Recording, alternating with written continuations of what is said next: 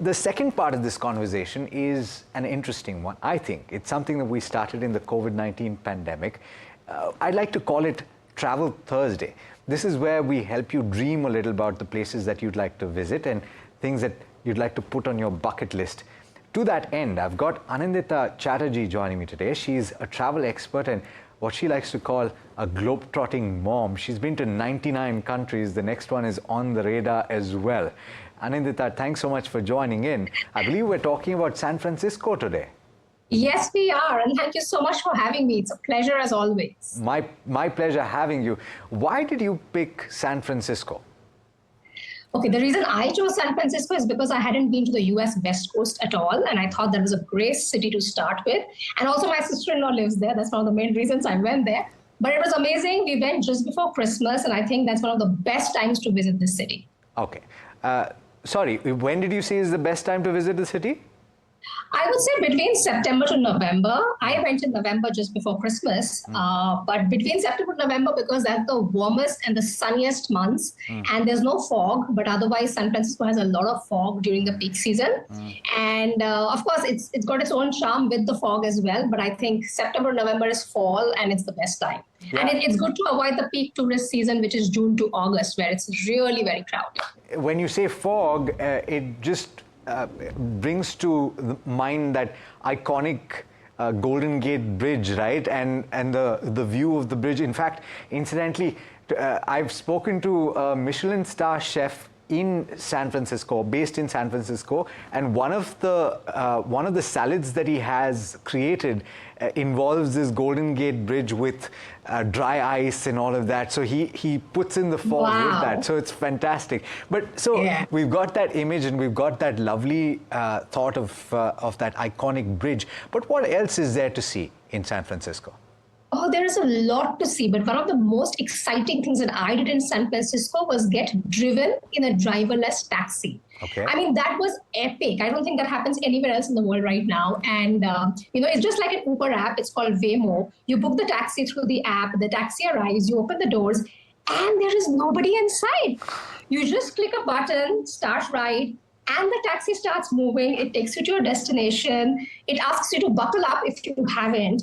And I think that was the most bizarre thing. I mean, it was amazing. I mean, of course, it talks about where technology has taken us today, but it's amazing to see that. So that is definitely the first thing one should do in San Francisco because it's something you've never done before. My 3-year-old daughter was with me. Now, my 3-year-old daughter has been to 31 countries. Wow. Now, I have been to 99 countries. Wow. But even while she was sitting here, her excitement levels were like, going way through the roof. It was like, she couldn't believe that, Mama, there's no driver in the car. How is it driving? It was so good. So that for sure. Then other than that, of course, drive on the Golden Gate Bridge, which is quintessential San Francisco. There's the Alcatraz Island, which is a very famous prison. So you can do a tour there. Two very famous places in San Francisco. They are the Fisherman Wharf and the Union Square. Very happening place. And Fisherman Wharf is very family friendly, lots to do for kids. There's also a place there called Pier 39. Now you can take a boat ride there and you got right in front of sea lions. So they've made this deck for sea lions to come and just chill in the sun and have fun. And it's so cute to see like hundreds of sea lions over there. So great for kids. Other than that, you can also drive to Lombard Street, which is known as the crookedest street in the world. You're standing there and there's this huge slope and the cars are coming and it's really, really nice. The Heritage Tram ride in San Francisco, which is really famous, it costs like $16 for a return ticket, and you can also avail any other public transport in that much amount. And there's the Twin Peaks, where you have great views of the city. And there's another place called Pacifica, which is close to the city, like around a half-an-hour drive from the city.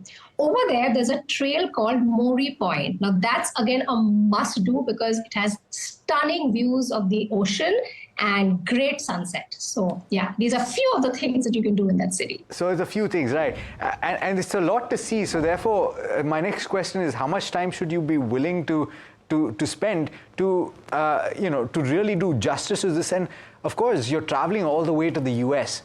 First of all, you need that visa, and I've heard that it's a little cumbersome right now to get, but assuming that you do get it, how much time should you be willing to spend there? And would you suggest also looking at a few other places in the vicinity because you've flown across, what, 2 oceans? Absolutely, you should, because it is expensive. Tickets are expensive. And US visa, like you said, yes, it's a little difficult to get, but once you get, it's usually a 10 years visa. So you're sorted for 10 years. And yes, if you're flying all the way to San Francisco, you should definitely club it with, maybe LA and Las Vegas. That's, of course, a flight away. But once you're in Vegas, you can also do a road trip to Grand Canyon, Antelope Canyon, and the Horseshoe Bend. So these are great places to go to around San Francisco. But if you don't want to take a flight, you can, of course, club it with a lot of day trips around. Like you can go to the Yosemite National Park, you can go to Moe Woods, you can go to this very beautiful town called Sausalito, which is a really nice town by the waterfront, very good cafes, and drive on the Pacific Coast Highway, which is, National Highway 1. I mean, that's, again, a very, very beautiful drive by the ocean. So, yeah, these are a few places that you can club San Francisco with. And in terms of number of days, I would say 4 to 5 days is good. But, of course, if you're clubbing with other places, I would say a week to 10 days. A week to 10 days. I mean, I hope that people get more than that if they're going to the United States, because it's going to take at least a day to get there, I would think, yes, Anindita. Of course. And maybe yes. a couple more days to acclimatize. I think that's why people say they want to spend more time. But if you're spending about a couple of weeks, what is the kind of budget that you need to keep aside for something like this? So see, if you're spending a couple of weeks in the US, like I said, you're not only going to be doing San Francisco, because that's just like maybe 4 to 5 days. Yeah. But other than that, you'll be doing a lot of other places based on your choice. Now, I would say a 4 to 5 days trip in San Francisco, in terms of the tickets, costs around 60 to 65,000. Of course, the earlier you book your tickets, the better rates you could get. But it would be around 65,000 is what I feel. And in terms of restaurants, in terms of eating, it would be anywhere between 8 to 10,000 a day.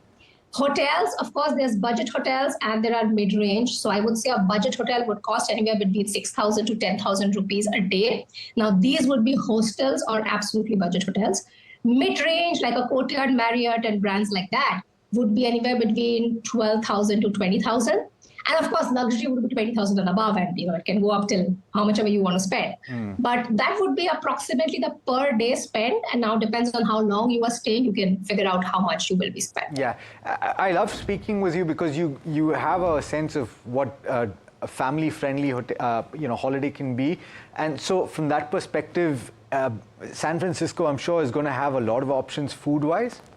Oh, absolutely. There's amazing food. Like, there's this place I went to called Bowden Bakery.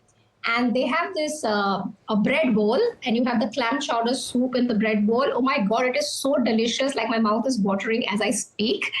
But other than that, there's also another bakery and restaurant called Tati, which is really good. There are a lot of veg options. I remember this Japanese veg restaurant we went to called Shizen. There's also another veg restaurant called Greens. Now, these are a few really good veg options. And in terms of Indian food, if you fancy having Indian food there, I went to a place called Pakwan, which had very, very good food. Fantastic. So, yeah. So I think we've managed to paint a picture, Anindita, and we've been showcasing some of the visuals that you've gotten on your trip, some of the other visuals we had as well. So we've kind of given people a sense of what they can expect, and hopefully they experience what you've experienced. Thanks so much, as always, for taking the time. That brings us to the end of this edition of Your Money Matters. Thanks so much for tuning in. This is NDTV Profit.